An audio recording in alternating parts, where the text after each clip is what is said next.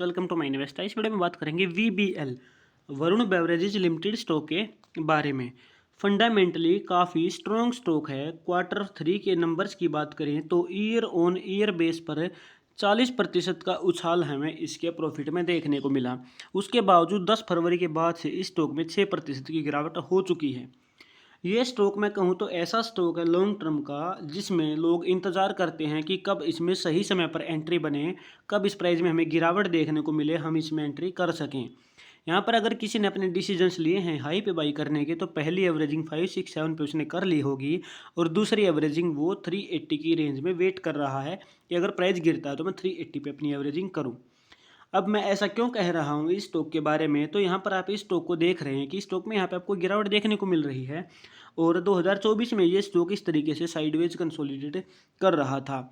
इसके बाद इस स्टॉक ने ब्रेक डाउन किया तो लगातार 2 से 3 वीक तक अगर ड्रॉप कैंडल बन जाती है स्ट्रॉन्ग, तो प्राइस 380 पर जाकर ही कंसोलिडेट करेगा और फिर नए टारगेट हमें मिलने की संभावना रहेगी।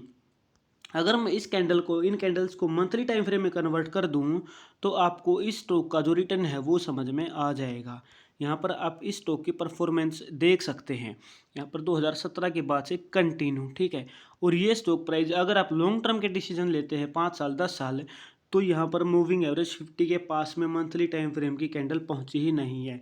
यानी कि अगर आप 5 साल 10 साल के लिए डिसीजन लेकर बैठे हैं कि स्टॉक में गिरावट आएगी, आप एंट्री करेंगे, तो ऐसी गिरावट आपको स्टॉक में देख सकते हैं, कहीं पर भी नहीं देखने को मिल रही है सिवाय 2021 कोविड के टाइम पे बीच में, ठीक है। तो यहाँ पर आप इस स्टॉक के बारे में इस कैंडल्स को देखकर समझ ही गए हैं कि कैसा स्टॉक है, कैसी इसकी परफॉर्मेंस है। अब यहाँ पर ये जो 2 ड्रॉप कैंडल हैं, तो यहाँ पर 365 इस प्राइस को आप देखिएगा इस रेंज में, तो संभावना है कि अब ये प्राइस इस रेंज तक आ सकेगा और फिर नए बायर्स इसमें दोबारा से एक्टिवेट हो सकेंगे और उन बायर्स में सबसे ज़्यादा इंस्टीट्यूशंस ही होंगे, जिसमें DII और FII रहेगा। यहाँ पर पब्लिक ने, रिटेल इन्वेस्टर ने लगभग 1% की अपनी सेलिंग की है नवंबर से दिसंबर के मंथ के बीच में, ठीक है। यानी कि पिछले 2 महीने में 1% की जो सेलिंग है वो रिटेल इन्वेस्टर ने की है और अदर डोमेस्टिक इंस्टीट्यूशंस ने 0.4% के लगभग अपनी सेलिंग इसमें करी है। 1 लाख करोड़ से ऊपर का मार्केट कैप है इस स्टॉक का है।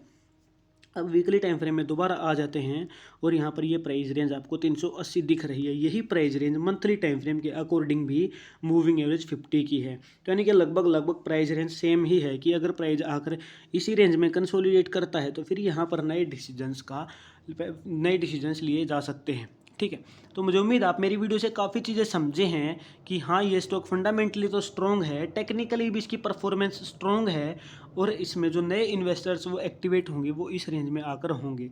अगर आपने हाई पे बाई की गलती की है तो पहली एवरेजिंग, दूसरी एवरेजिंग, तीसरी एवरेजिंग, इस तरीके से आप सोच सकते हैं। तो मुझे उम्मीद है मेरी वीडियो आपको पसंद आई है। मैं सेबी रजिस्टर्ड नहीं हूँ, इन्वेस्टमेंट की सलाह नहीं दे सकता, लेकिन आप इस चीज़ को थोड़ा समझिए कि प्राइस यहाँ पर कंसोलिडेट कर रहा है तो ये इस रेंज में क्यों आ रहा है, ठीक है।